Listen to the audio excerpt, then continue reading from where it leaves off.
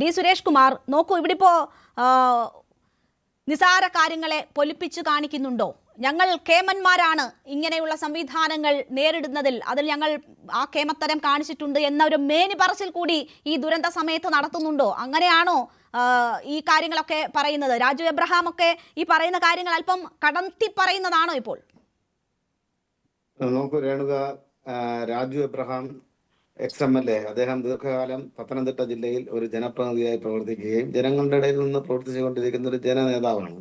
അവിടെ ഉണ്ടായിട്ടുള്ള സംഭവങ്ങളെ സംബന്ധിച്ച്, അതിന്റെ കോൺസിക്വൻസസിനെ സംബന്ധിച്ച് വളരെ കൃത്യമായി ജനങ്ങളോട്, ഉത്തരവാദിത്തപ്പെട്ട മാധ്യമങ്ങളോടൊക്കെ കൃത്യമായി മറുപടി പറയാൻ ഇന്ന് പ്രാപ്തിയുള്ള ഒരു ചുരുക്കം നേതാക്കന്മാരിൽ ഒരാളാണ് ശ്രീ രാജീവ് എബ്രഹാം.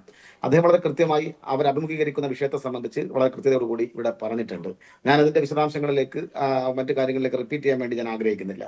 നോക്കൂ, ഈ ചർച്ചയുടെ തുടക്കത്തിൽ കാലാവസ്ഥാ വിദഗ്ധനായി ഇവിടെ എത്തിച്ചേർന്ന ബഹുമാനപ്പെട്ട വ്യക്തി വളരെ കൃത്യമായി പറഞ്ഞു, തീവ്ര മഴയെക്കുറിച്ചുള്ള മുന്നറിയിപ്പ്, മേഘ കേന്ദ്രീകരണം ഇവ ഉണ്ടാകുമ്പോൾ തന്നെ കേരളത്തിലെ ഗവൺമെന്റ് ഒന്ന് ഉണർന്ന് പ്രവർത്തിച്ചിരുന്നുവെങ്കിൽ ഒരുപക്ഷെ ഈ ഉണ്ടായിട്ടുള്ള ദുരന്തത്തിന്റെ തീവ്രത മനുഷ്യന്റെ മേൽ പതിക്കുന്നത് നമുക്ക് കുറയ്ക്കാൻ കഴിയുമായിരുന്നു. അത് കൃത്യമായ മുന്നറിയിപ്പ് നൽകുക എന്നുള്ളതാണ് അതിൽ ചെയ്യേണ്ടുന്ന ഏറ്റവും പ്രധാനപ്പെട്ട കടമ. ആവശ്യമായ മുൻകരുതൽ എടുക്കേണ്ടിടത്ത് അതെടുക്കാതെ, അതിന്റെ പിറകെ നിൽക്കാതെ മറ്റു പല ആവശ്യങ്ങൾക്കുമായി നേതാക്കന്മാർ അല്ലെങ്കിൽ ഉത്തരവാദിത്തപ്പെട്ട ഭരണാധികാരികൾ നെട്ടോട്ടമോടിയതിന്റെ പ്രതിഫലനമാണ് ഇന്നിവിടെ ഉണ്ടായിട്ടുള്ളത്. ഇത് മനുഷ്യനിർമ്മിത പ്രളയമാണ്, അല്ലെങ്കിൽ എരണം കെട്ടവൻ നാട് ഭരിക്കുമ്പോൾ ഇത്തരത്തിലുള്ള കാര്യങ്ങൾ ഉണ്ടാകുമെന്നൊക്കെ പറഞ്ഞു നടന്ന നേതാക്കന്മാരാണ് ഇന്ന് ഈ രാജ്യം ഭരിക്കുന്നത്. ഞങ്ങൾക്ക് അത്തരമൊരു അഭിപ്രായമൊന്നുമില്ല. പക്ഷെ ഇവിടെ ബഹുമാനപ്പെട്ട രാജു എബ്രഹാം XMLA പറഞ്ഞു, ഇത് മനുഷ്യനിർമ്മിത പ്രളയം എന്നല്ല അദ്ദേഹം പറഞ്ഞത്. അദ്ദേഹം പറഞ്ഞത് സർക്കാർ സ്പോൺസേഡ് പ്രളയം എന്നാണ്. ആ വാക്ക് ബഹുമാനപ്പെട്ട കോൺഗ്രസ് പ്രതിനിധി വളരെ കൃത്യമായി മനസ്സിലാക്കിയിരിക്കണം. അദ്ദേഹം അതിനെ തെറ്റിച്ച് മനുഷ്യനിർമ്മിത പ്രളയം എന്ന് ആവർത്തിച്ച് പറഞ്ഞുകൊണ്ടേയിരുന്നു. അത് പറഞ്ഞത് നിങ്ങളുടെ നേതാക്കന്മാരാണ്. അദ്ദേഹം പറഞ്ഞത് സർക്കാർ സ്പോൺസേഡ് പ്രളയമാണ്. അതിലൊരു തർക്കവുമില്ല, അത് തന്നെയാണ് ഉണ്ടായിട്ടുള്ളത്. കാരണം കൃത്യമായ മുന്നറിയിപ്പ് കൊടുക്കാനോ വകുപ്പുകളെ സംയോജിപ്പിക്കാനോ ആ വകുപ്പുകളെ സംയോജിപ്പിച്ചുകൊണ്ട് കൃത്യമായ ഇടപെടൽ നടത്താനോ, ഞാൻ ചോദിക്കട്ടെ, ഇതിന്റെ പ്രാദേശികമായി ഈ ഇടപെടൽ നടത്താനുള്ള പ്രാഥമികമായ ഉത്തരവാദിത്വം തദ്ദേശ സ്വയംഭരണ സ്ഥാപനങ്ങൾക്കാണ്. തദ്ദേശ സ്വയംഭരണ സ്ഥാപനങ്ങളെ അതിന് പ്രാപ്തമാക്കുന്നത് ഗവൺമെന്റ് ആണ്. എന്നാൽ അതുണ്ടായിട്ടുണ്ടോ? ഉണ്ടായിട്ടില്ല എന്നുള്ളത് ഈരാറ്റുപേട്ടയിലെയും മുതലപ്പൊഴിയിലെയും ഈ ദുരന്തം ബാധിതരായിട്ടുള്ള മുഴുവൻ ആളുകളും അധിവസിക്കുന്ന പ്രദേശങ്ങളിൽ നമുക്ക് കാണാൻ വേണ്ടി സാധിക്കും. ഇവിടുത്തെ പ്രശ്നം എന്താണ്? ഇവിടുത്തെ പ്രശ്നം ഇന്നലെ ഉച്ചവരെ മുഖ്യമന്ത്രിയുടെ ഒഫീഷ്യൽ സൈറ്റ് നിങ്ങൾ പരിശോധിച്ച് നോക്കൂ, ഈ ദുരന്തത്തെക്കുറിച്ച് അദ്ദേഹം പോലും അറിഞ്ഞിട്ടില്ല എന്നുള്ളത് നമുക്ക് കൃത്യമായി മനസ്സിലാക്കാൻ വേണ്ടി സാധിക്കും. ഈ ദുരന്തത്തെ എങ്ങനെ പ്രതിരോധിക്കണം എന്നതിനെ സംബന്ധിച്ച് വാർ റൂം തുറന്ന് കൃത്യമായ ആഹ്വാനങ്ങൾ നടത്തി എല്ലാ സജ്ജീകരണങ്ങളെയും, അതിനകത്ത് സമസ്ത മേഖലയും, ജീവകാരുണ്യ പ്രവർത്തകർ, കുടുംബശ്രീ പ്രവർത്തകർ, യുവജന സംഘടനകൾ, എല്ലാ രാഷ്ട്രീയ പ്രസ്ഥാനത്തിലെയും യുവജന സംഘടനകൾ, എല്ലാ സഹായ ഹസ്തങ്ങളുമായി വരുന്ന സർക്കാർ ഉദ്യോഗസ്ഥർ മുഴുവൻ ആളുകളെയും ഏകോപിപ്പിക്കേണ്ടുന്ന ബാധ്യത ഏറ്റെടുത്ത് വാർ റൂമിന്റെ നേതൃത്വം വഹിക്കേണ്ടുന്ന മുഖ്യമന്ത്രി എവിടെയായിരുന്നു? ഇത് പറയുമ്പോൾ നമുക്ക് അതൊന്നും ഇപ്പൊ ചർച്ച ചെയ്യേണ്ടുന്ന കാര്യമല്ല എന്ന് പറഞ്ഞ് ഒഴിഞ്ഞു മാറാൻ വേണ്ടി സാധിക്കുമോ? അദ്ദേഹം വിരുന്നുള്ളനിലായിരുന്നു, അദ്ദേഹം ബന്ധുരോഗ പരിചരണത്തിലായിരുന്നു, അദ്ദേഹം തുലാഭാര തൂക്കലിലായിരുന്നു. ഇങ്ങനെയുള്ള പരിപാടികളുമായി തന്നിൽ അർപ്പിതമായിട്ടുള്ള ഉത്തരവാദിത്വം നിറവേറ്റുന്നതിന് പകരം വ്യക്തിപരമായിട്ടുള്ള പല കാര്യങ്ങളും ഈ ദുരന്തത്തെ പ്രതിരോധിക്കുന്നതിന് വേണ്ടി കഴിഞ്ഞ സർക്കാരിന്റെ കാലത്ത് വാടകയ്ക്കെടുത്ത ഹെലികോപ്റ്റർ, അതിനെക്കുറിച്ച് തന്നെ എന്തെല്ലാം ആക്ഷേപങ്ങളാണ് കോൺഗ്രസും മറ്റു രാഷ്ട്രീയ പാർട്ടികളുടെയും പ്രതിനിധികൾ ഉന്നയിച്ചുകൊണ്ടിരുന്നത്. ഈ ദുരന്തം ഇവിടെ നടക്കുമ്പോൾ ഇവിടെ ഞങ്ങളുടെ നാട്ടിൽ തിരുവനന്തപുരത്ത് മുതലപ്പൊഴിയിൽ 4 മത്സ്യത്തൊഴിലാളി സഹോദരങ്ങളെ കാണാനില്ല.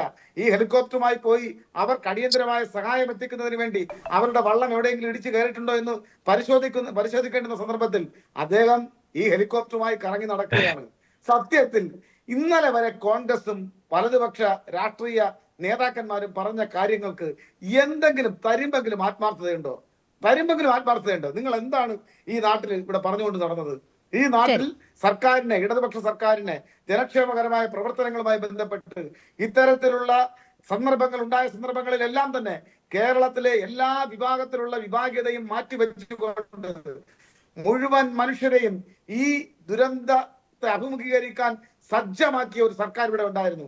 ആ സർക്കാരിന്റെ സ്ഥാനത്താണ് ഇന്ന് നോക്കുകുത്തിയായി തുലാഭാര നേർച്ച നടത്തി, ബന്ധുരോഗ പരിചരണം നടത്തി, അതുപോലെ തന്നെ വിരുന്നുണ്ണൽ നടത്തി. ഇങ്ങനെ നടക്കുകയാണ്. നാണമില്ല നിങ്ങൾക്ക്? മുഖ്യമന്ത്രിയുടെ വിരുന്നുണ്ണൽ, ഹെലികോപ്റ്റർ യാത്രയും ഒക്കെ വലിയ വിവാദമാകുന്നുണ്ട്. CPM അത് വലിയ വിമർശനമായി തന്നെ ഉയർത്തുന്നുണ്ട്. ഞാൻ അതിലേക്ക് വരാം. അതിനു മുമ്പ് ശ്രീ ഉല്ലാസ് ബാബു കൂടി നമുക്കൊപ്പം ചേരുകയാണ്, BJP പ്രതിനിധി. ശ്രീ ഉല്ലാസ് ബാബു, ഇതുമായി ബന്ധപ്പെട്ട് മിനിസ്റ്റർ AP അനിൽകുമാറിനോട് ചോദിക്കുമ്പോൾ നിർദ്ദേശങ്ങൾ വരുന്നത് കേന്ദ്രത്തിൽ നിന്നാണ്, അതനുസരിച്ചാണ് പ്രവർത്തിച്ചത് എന്ന് പറയുന്നു. കളർ കോഡ് നൽകുന്നത് കേന്ദ്രമാണ് എന്ന് പറയുന്നു. അപ്പോൾ കഴിഞ്ഞ പ്രളയത്തിന്റെ സമയത്തും വന്നിട്ടുള്ള ആശയക്കുഴപ്പങ്ങൾ അത് കേന്ദ്രത്തിൽ നിന്ന് ലഭിച്ച അറിയിപ്പുമായി ബന്ധപ്പെടുത്തിയായിരുന്നു നമ്മൾ മനസ്സിലാക്കിയിരുന്നത്. അതേ തെറ്റ് ഇവിടെയും ആവർത്തിക്കപ്പെടുകയാണ്. അപ്പോൾ വീഴ്ച എവിടെ സംഭവിക്കുന്നു എന്നൊരു ചോദ്യമുണ്ട്. അത് കേന്ദ്രത്തിൽ നിന്നുള്ള അറിയിപ്പിൽ വന്നിട്ടുള്ള പാളിച്ചയാണോ? എന്റെ രേണുക, നമുക്ക് രാഷ്ട്രീയം കളിക്കാം. ആ രാഷ്ട്രീയം കളിക്കുന്നതിൽ അതിനൊക്കെ ഒരു അന്തസ്സുണ്ട്. ഇത് വെറുതെ ഇപ്പൊ രേണുകയുടെ ഇന്നത്തെ ചർച്ച തന്നെ നടക്കുമ്പോൾ നമ്മൾ സ്വാഭാവികമായിട്ട് ഞാൻ രേണുകൊക്കെ മനുഷ്യരാണല്ലോ, നമുക്കിത് അവരൊക്കെ പറയുന്ന മറുപടി നോക്കും. ഇതിൽ യാഥാർത്ഥ്യങ്ങളുണ്ട്. BJPയും കോൺഗ്രസും CPM ഒന്നും ഇല്ല ഇതിനകത്ത്. നല്ല മറ്റേ ഉരുള് പൊട്ടുക, വെള്ളം പൊന്തുക എന്ന് പറയപ്പെടുമ്പോൾ സ്വാഭാവികമായിട്ട് ജനങ്ങൾക്കാണ് പ്രയാസം ഉണ്ടാകുന്നത്. സ്വാഭാവികമായിട്ട് കാലാവസ്ഥ പ്രയാസങ്ങളുണ്ട്. കാലവർഷം വരുന്നതിന് മുൻപ് ആ പ്രശ്നങ്ങൾ ഉണ്ടാകാതിരിക്കാനുള്ള എല്ലാ തയ്യാറെടുപ്പുകളും അതാത് സർക്കാരുകളും ആ സർക്കാരുകളുടെ കീഴിൽ പ്രവർത്തിക്കുന്ന കളക്ടർമാരുടെ നേതൃത്വത്തിലുള്ള മറ്റ് സംഘങ്ങളും ചെയ്യേണ്ടത് ഉത്തരവാദിത്വമാണ്. 2018 കേരളം കണ്ടിട്ടുള്ള വലിയൊരു ദുരന്തമാണ്. ആ ദുരന്തം നമുക്ക് തന്നൊരു പാഠമുണ്ട്. ആ പാഠത്തിന്റെ അടിസ്ഥാനത്തിൽ 2019 ഈ പ്രയാസം ഉണ്ടായി. അതിനുശേഷം നിരവധി വിഷയങ്ങൾ ഉണ്ടായിട്ടുണ്ട്. അപ്പൊ സ്വാഭാവികമായിട്ട് ഈ കാലവർഷം എന്ന് പറയപ്പെടുന്നത് ഇന്ന് കേരളം നോക്കിക്കാണുന്ന ഏറ്റവും വലിയ ഭയപ്പാടുകൂടി നോക്കിക്കാണുന്ന ഒരു സാഹചര്യമാണ്. അപ്പൊ ഈ സാഹചര്യത്തെ പരിപൂർണമായിട്ട് വിലയിരുത്തി അതിനു വേണ്ടുന്ന തയ്യാറെടുപ്പുകൾ എടുത്ത് ഇമ്മീഡിയറ്റ് ഷിഫ്റ്റിന്റെ ആവശ്യമുള്ള സാഹചര്യത്തിൽ ഇമ്മീഡിയറ്റ് ഷിഫ്റ്റ് ചെയ്ത് അവർക്ക് വേണ്ടുന്ന സാഹചര്യങ്ങൾ ഒരുക്കി കൊടുക്കുക എന്ന് പറയപ്പെടുന്ന ഒരു പക്വമായിട്ടുള്ള ഒരു സർക്കാർ സംവിധാനത്തിന്റെ ഭാഗമായി വരേണ്ടതാണ്. അതിൽ കോൺഗ്രസും CPMഉം BJPയും ഒന്നും ഇല്ല രേണുക. കാരണം അത് മനുഷ്യർക്ക് വേണ്ടി സ്വാഭാവികമായിട്ട് ഒരു ഭരണകർത്താവ് ചെയ്യേണ്ട ഉത്തരവാദിത്തമാണ്.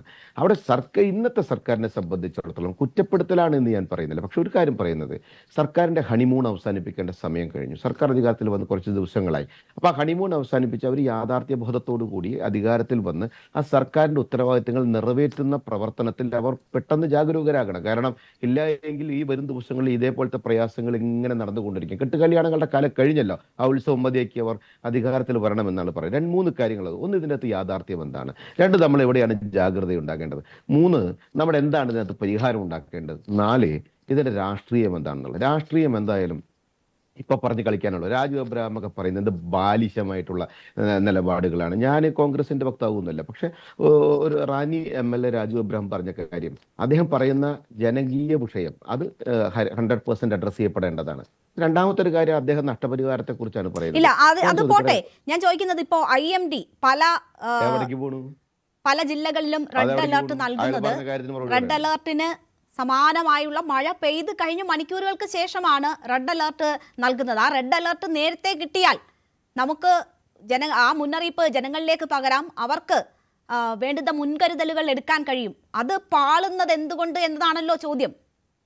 എവിടെയും പാളിയിട്ടില്ല. രേണുകയ്ക്ക് ആരെ പറഞ്ഞ പാളിയെന്ന്? എന്റെ രേണുക രാജു എബ്രഹാം പറഞ്ഞ ആ കാര്യം മാത്രം താങ്കൾ കേട്ടില്ലേ? അല്ല, ഞാനൊരു ഒന്നുകിൽ രേണുക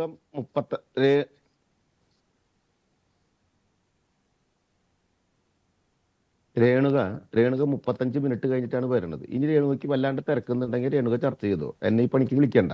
അല്ലെങ്കിൽ പറഞ്ഞ കാര്യങ്ങൾ കേൾക്കുക. അല്ലാണ്ട് മറ്റേ ചർച്ചയുടെ ഉള്ളിൽ ഒരു പൊട്ടിത്തെറി കാണിക്കാൻ വേണ്ടിയിട്ട് എൻ്റെ അടുത്ത് സംസാരിക്കാൻ. ഞാൻ അങ്ങനെയൊന്നും കാണിച്ചില്ല. പറഞ്ഞോളൂ, കാര്യം പറഞ്ഞോളൂ. അപ്പൊ ഞാൻ പറയുന്നത് കേൾക്കുക. 2 കാര്യങ്ങളുള്ളൂ. രാജു എബ്രഹാം. കൂടുതൽ വാർത്തകൾക്ക് News 18 Keralam YouTube channel subscribe ചെയ്യുക.